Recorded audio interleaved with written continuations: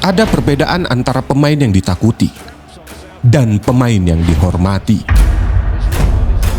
Yang pertama, dia ditakuti karena tak ada yang tahu apa yang akan dia lakukan selanjutnya. Yang kedua, dia dihormati karena orang-orang tahu persis apa yang akan dia lakukan dan mereka tahu dia tak bisa dihentikan.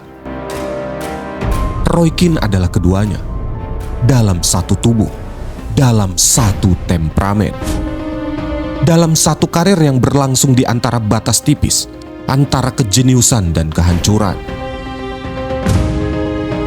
Dia bukan pemain paling berbakat yang pernah menginjakkan kaki di Old Trafford, tapi dia adalah alasan mengapa pemain-pemain paling berbakat di Old Trafford bisa bermain seperti versi terbaik mereka. Karena ketika Roy Keane ada di lapangan, tidak ada yang berani bermain di bawah standarnya. Tidak rekan setim, tidak juga lawan. Dan pada satu titik tertentu, tidak juga Sir Alex Ferguson. Ini bukan cerita tentang pemain yang kasar. Ini cerita tentang pemain yang menjadikan kemarahan sebagai filosofi. Dan filosofi itu membawanya ke puncak sepak bola Inggris. Simak kisahnya.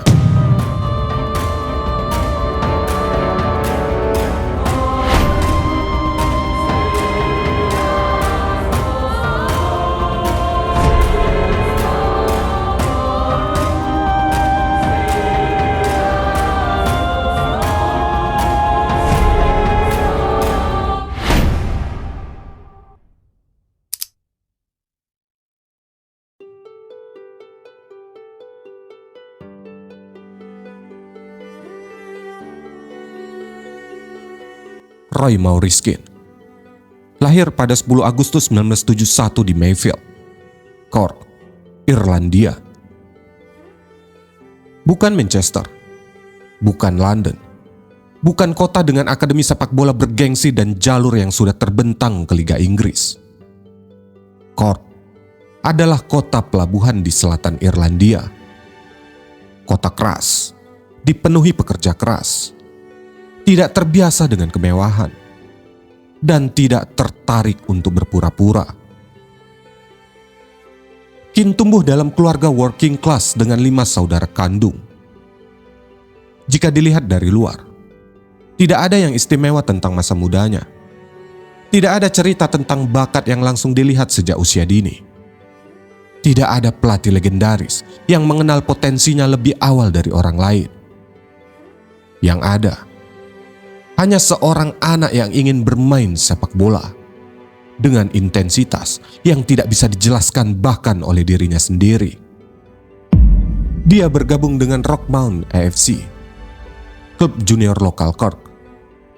Bermain dengan dedikasi yang tidak proporsional untuk level yang dia mainkan. Dan kemudian mulai mencoba peruntungan ke klub-klub Inggris. Tapi di sana dia ditolak. Nottingham Forest melihatnya berlatih dan tidak menawarkan kontrak. Kemudian Keane mencoba lagi dan lagi. Karena salah satu hal yang paling konsisten tentang Roy Keane sepanjang hidupnya adalah dia tidak menerima jawaban yang tidak dia inginkan. Dan kemudian ada detail kecil yang sering dilewati orang, tapi lebih bercerita dari statistik manapun. Ketika Forest akhirnya mengirim scout untuk melihat Keane bermain bersama Cop Ramblers FC, biaya transfernya hanya 47.000 pounds, bukan 47 juta pounds. Itu tentu sangat kecil untuk seorang pemain yang menurut banyak kalangan akan menjadi salah satu gelandang terbaik dalam sejarah Premier League. Itu bukan hanya ironi. Itu adalah bukti bahwa sistem sepak bola memang sering salah membaca orang.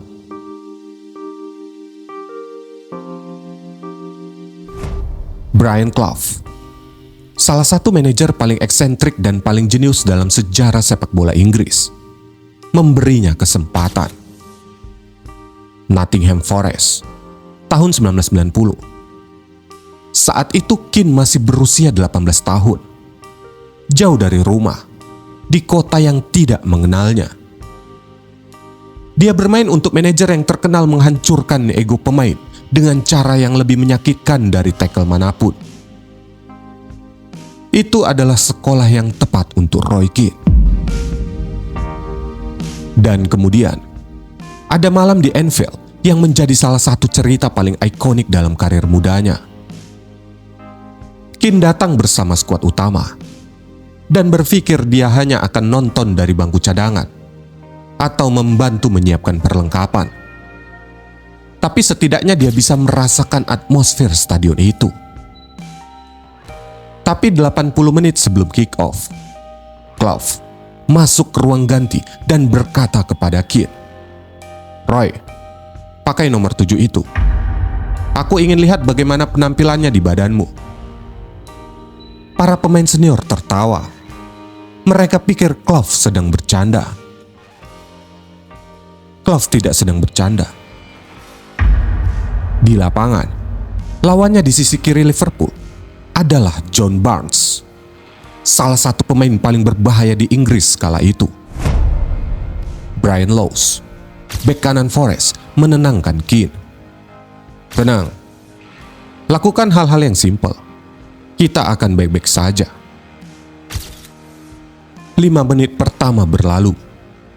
Keane sudah menginjak Barnes, sudah meneriakkan sesuatu ke wajah pemain yang 2 kali lipat pengalamannya itu. Sesuatu yang tak mungkin ditulis di artikel surat kabar manapun. Brian Laws tampaknya tidak perlu mengkhawatirkan Keane lagi. Itulah Roy Keane di malam debutnya, di lapangan paling menakutkan di Inggris saat itu. Tidak ada waktu untuk adaptasi, tidak ada masa tenang, hanya intensitas yang sama yang dia bawa dari Cork, dan tidak pernah dia lepaskan sampai hari terakhir karirnya. Clough memperlakukan Keane dengan cara yang berbeda dari semua pemain lainnya. Dalam satu sesi setelah pertandingan yang buruk, Clough menyusuri ruang ganti dan melontarkan penghinaan satu persatu kepada setiap pemain. Ketika sampai ke Keane, Clough berhenti dan berkata, "Aku mencintaimu, orang Irlandia." Tapi cinta itu tidak menghalangi Clough untuk memukul Keane.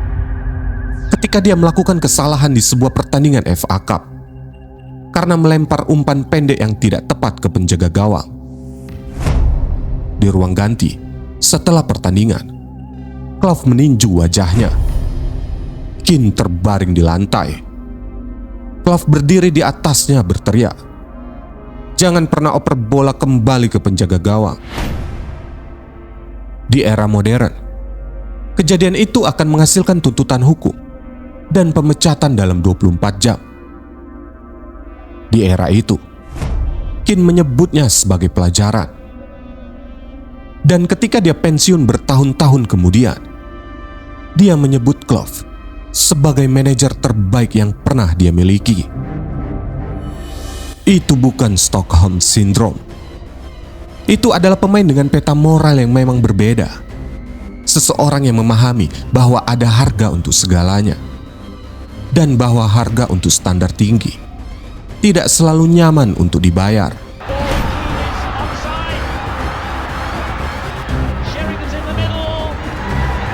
It didn't quite get to Keane by the intended route, but the shot found the back of the net perfectly. 2 tahun di Forest dengan penampilan yang semakin konsisten membuat tawaran besar berdatangan. Blackburn Rovers dan Manchester United menawar bersamaan.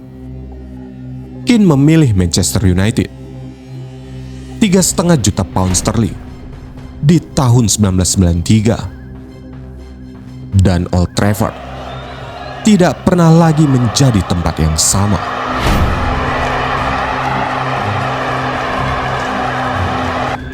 Sheringham to go to Jensen, back again to Keane. Excellent football, and Nottingham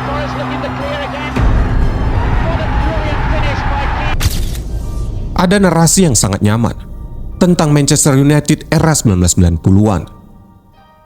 Cantona yang karismatik, Giggs yang tak terhentikan di sayap kiri, Schmeichel yang seperti tembok bernyawa di bawah mistar, Beckham dan umpan silangnya yang presisi, Cole dan Solskjaer yang mencetak gol di momen yang tidak masuk akal. Narasi itu benar, tapi narasi itu tidak lengkap.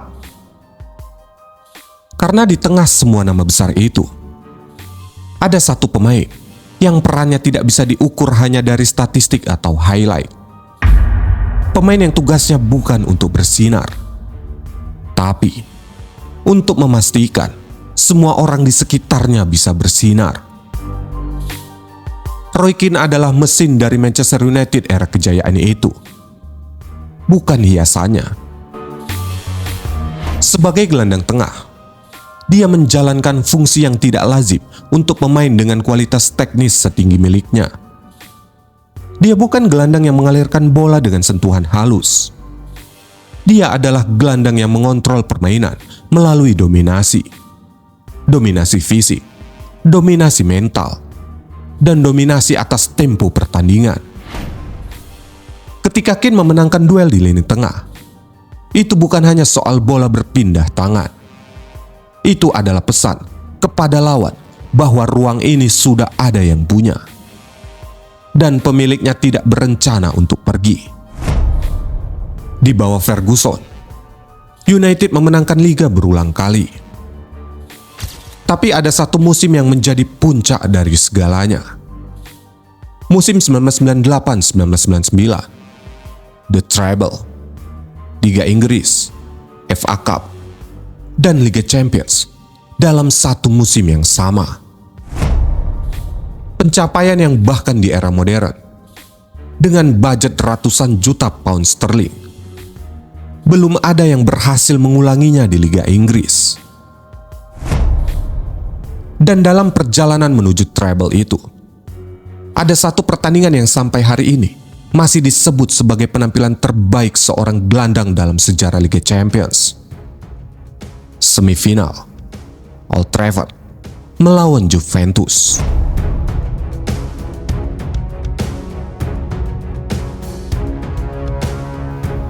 Lawan mereka malam itu adalah lini tengah yang dianggap terbaik di Eropa kala itu.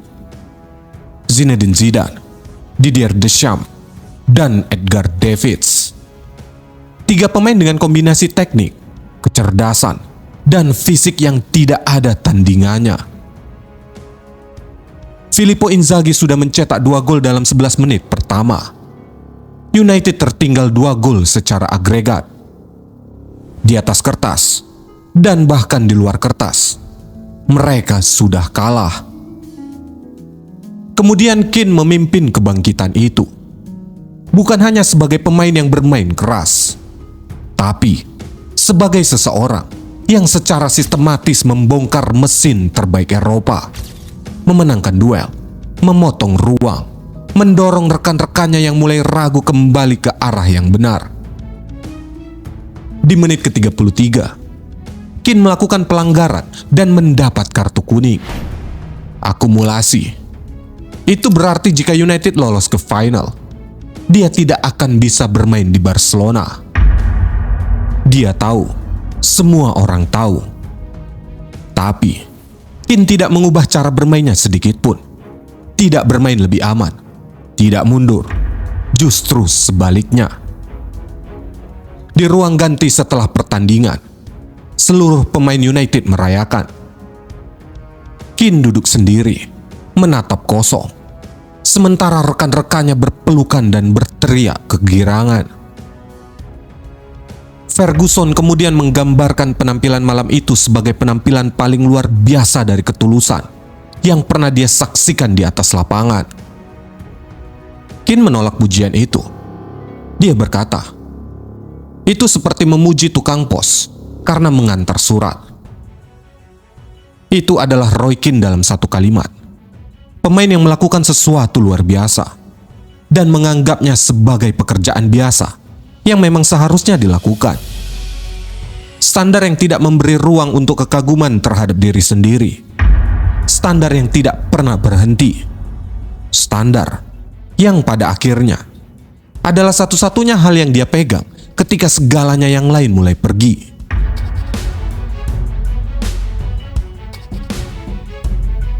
Tapi ada sisi lain dari Roy Keane yang tidak bisa diceritakan dengan cara yang nyaman.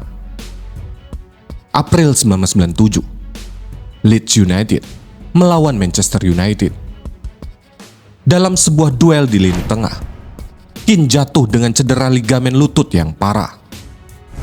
Saat dia terbaring di tanah, Alf-Inge Haaland, pemain Leeds yang ada di dekatnya, berdiri di atasnya dan berteriak, menuduh Keane berpura-pura.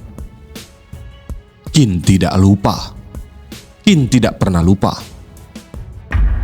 4 tahun kemudian, April 2001, Manchester City melawan Manchester United.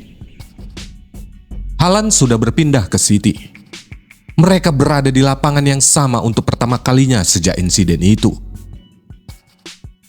Di menit ke-63, Roy Keane melakukan tackle kepada Haaland. Bukan tackle untuk merebut bola, tackle untuk menyampaikan pesan yang sudah disimpan selama 4 tahun. Lutut Haaland hancur. Karirnya tidak pernah pulih sepenuhnya. Keane menerima kartu merah. Bahwa dia bermain dengan dendam yang sudah didiamkan selama 4 tahun dan dieksekusi dengan dingin di saat yang dia pilih sendiri. Itu bukan emosi yang meledak tidak terkontrol. Itu adalah kekerasan yang direncanakan. FA menghukumnya, mendenda, menginvestigasi ulang setelah autobiografi terbit. Tapi yang membuat insiden ini begitu mengganggu bukan hanya tindakannya. Yang mengganggu adalah kejujurannya sesudahnya. Karena sebagian besar pemain yang melakukan sesuatu seperti itu akan menyangkal, mengecilkan, mengklaim itu hanya tackle biasa yang salah arah. Keane tidak melakukan itu. Dia mengakuinya dengan cara tidak meminta maaf. Dan itu adalah gambaran paling jujur tentang siapa Roy Keane sebenarnya di dalam lapangan. Pemain yang bermain dengan peta moral yang berbeda dari kebanyakan orang. Yang percaya bahwa lapangan adalah tempat di mana akuntabilitas berlaku. Konsekuensi itu nyata. Dan tidak ada yang gratis. Apakah itu bisa dibenarkan? Tidak. Tapi apakah itu bisa dipahami jika kita mengenal Roy Keane secara utuh? Ya.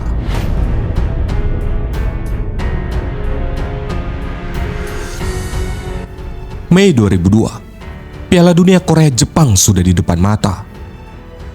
Irlandia lolos. Untuk Roy Keane yang tidak pernah bermain di Piala Dunia di usia karirnya yang seharusnya sudah ideal, ini adalah kesempatan yang tidak datang 2 kali.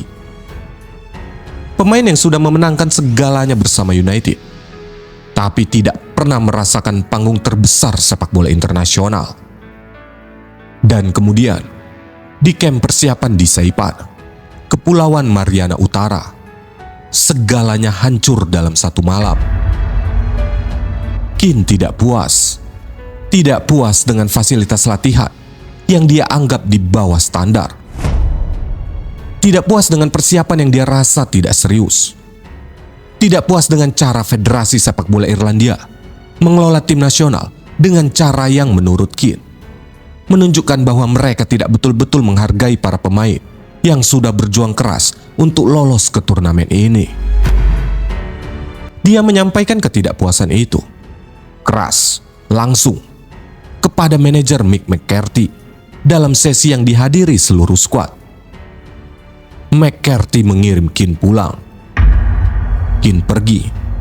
Dan Irlandia, tanpa kapten, tanpa pemain terbaik mereka, tetap berangkat ke Piala Dunia.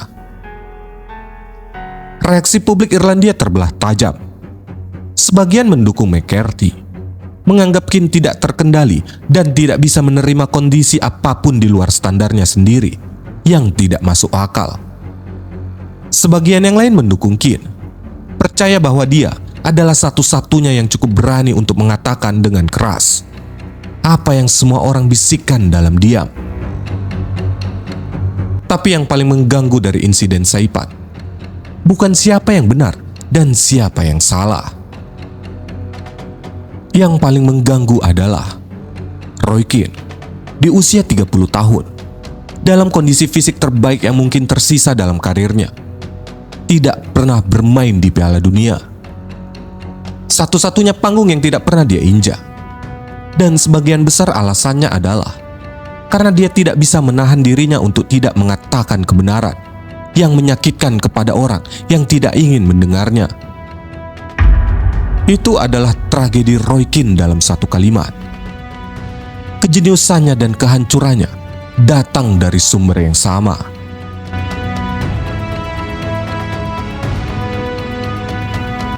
Ada hubungan yang lebih kompleks dari sekedar manajer dan pemain antara Sir Alex Ferguson dan Roy Keane. Selama lebih dari 1 dekade, mereka adalah dua kekuatan yang saling membutuhkan dengan cara yang tidak selalu nyaman diakui oleh keduanya. Ferguson membutuhkan Keane karena tidak ada pemain lain yang bisa mengontrol ruang ganti Old Trafford dengan cara yang sama. Keane membutuhkan Ferguson karena hanya di bawah manajer dengan otoritas terbesar itu, dia bisa bermain dengan kebebasan yang paradoks. Bebas untuk menjadi dirinya sendiri yang paling keras. Karena ada satu otoritas di atasnya yang tidak bisa dia tantang.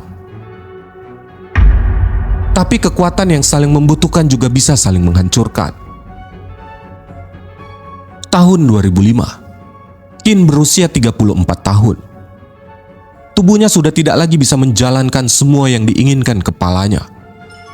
Cedera menumpuk. Performa mulai tidak konsisten. Dan kemudian terjadi sesuatu yang oleh banyak pihak dianggap sebagai pemicunya. Keane mengkritik rekan-rekan setimnya secara terbuka dalam sebuah segmen video internal MU TV yang seharusnya tidak keluar ke publik. Dia mengkritik Rio Ferdinand, Darren Fletcher, pemain-pemain lain, dengan cara yang tidak ada komprominya, dengan standar yang dia pegang untuk dirinya sendiri dan dia terapkan kepada semua orang di sekitarnya tanpa memperdulikan konsekuensi sosialnya. Ferguson memutuskan segmen itu tidak ditayangkan, tapi kerusakannya sudah terjadi di dalam ruang ganti. Beberapa minggu kemudian, Roy Keane meninggalkan Manchester United. Bukan dengan upacara perpisahan yang layak untuk seorang kapten yang memberikan lebih dari 1 dekade terbaiknya, tapi dengan kesepakatan yang diumumkan singkat dan kepergian yang terasa seperti pintu yang ditutup terlalu keras. Keane pergi ke Celtic setengah musim, kemudian pensiun. Ferguson dan Keane tidak berbicara selama bertahun-tahun sesudahnya. Dua orang yang bersama-sama membangun salah satu dinasti klub terbesar dalam sejarah sepak bola modern berakhir dalam diam yang dingin. Dalam wawancara-wawancara setelahnya, keduanya berbicara tentang satu sama lain, namun banyak hal-hal yang tidak diucapkan.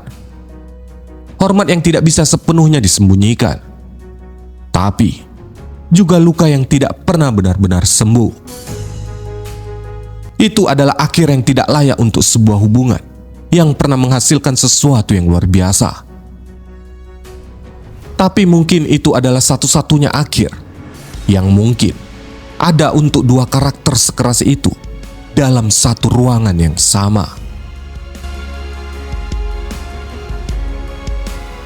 Keane mencoba menjadi manajer Sunderland, Ipswich Town. Dan di sini terjadi sesuatu yang menarik.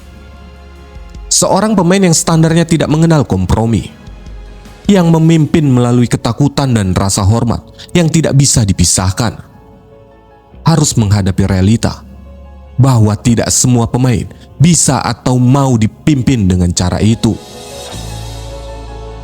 Di Sunderland, ada hasil yang cukup baik di awal.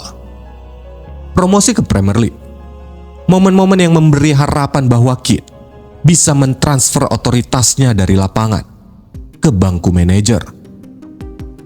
Tapi secara konsisten, ada benturan antara standar yang dia tuntut dan kemampuan pemain-pemain yang ada di tangannya untuk memenuhi standar itu. Keane bukan manajer yang buruk, tapi dia adalah manajer yang didesain untuk memimpin pemain dengan mentalitas yang sama dengannya. Dan pemain dengan mentalitas seperti Roy Keane sangat jarang ada. Di luar sepak bola, dia menjadi analis televisi. Dan di sini dia menemukan panggung baru yang terasa pas. Karena yang dibutuhkan seorang analis yang baik adalah kemampuan untuk mengatakan apa yang dia lihat tanpa filter. Sesuatu dimiliki Roy Keane terlalu banyak. Komentarnya tajam, kadang kontroversial, selalu langsung. Penonton menyukainya bukan karena dia selalu benar, tapi karena mereka tahu dia tidak pernah mengatakan sesuatu yang hanya karena itu yang ingin didengar orang. Itu adalah konsistensi karakter yang langka. Dari Cork ke Nottingham, ke Old Trafford, ke Saipan, ke studio televisi, Roy Keane selalu menjadi versi yang sama dari dirinya sendiri. Tidak ada topeng, tidak ada penyesuaian untuk konsumsi publik. Hanya satu orang yang hidup sepenuhnya sesuai dengan standar yang dia percaya. Bahkan ketika standar itu menghancurkan hubungan terpenting dalam hidupnya.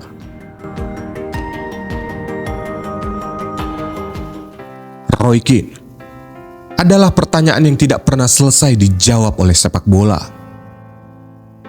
Apakah dia pemain besar yang dirusak oleh temperamennya sendiri?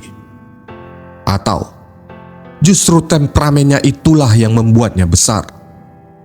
Dan harga dari kebesaran itu adalah kehancuran yang tidak bisa dihindari. Kedua hal itu benar, secara bersamaan, tanpa kontradiksi. Karena Roy Keane tidak bisa dipisahkan menjadi bagian-bagian yang nyaman untuk dinilai satu persatu. Dia adalah paket yang tidak bisa dinegosiasi. Dia punya semua hal yang membuatnya luar biasa. Disiplin, intensitas, dan kepemimpinan yang mengubah tim biasa menjadi tim yang tak bisa dikalahkan. Tapi itu juga yang membuatnya tak bisa hidup berdamai dengan dunia sekitarnya. Pemain yang mengorbankan final Liga Champions untuk timnya, tapi tidak bisa mengorbankan prinsipnya untuk negaranya di Piala Dunia. Pemain yang paling jujur tentang dirinya sendiri, termasuk tentang hal-hal yang tidak menguntungkannya. Di era di mana kejujuran semacam itu adalah barang paling langka di sepak bola. Sepak bola modern penuh dengan pemain yang pintar secara media, yang tahu apa yang harus dikatakan di depan kamera dan apa yang harus disimpan, yang membangun brand dengan hati-hati dan tidak pernah membiarkan siapapun melihat sisi yang tidak sempurna. Roy Keane tidak pernah belajar cara melakukan itu, atau mungkin lebih tepatnya, dia tidak pernah mau. Dan karena itu, 30 tahun setelah debutnya, namanya masih relevan, masih diperdebatkan, masih membuat orang memiliki pendapat yang kuat. Karena pemain yang tidak pernah berpura-pura, di dunia di mana hampir semua orang berpura-pura, adalah pemain yang tidak bisa dilupakan, bahkan oleh mereka yang paling tidak ingin mengingatnya.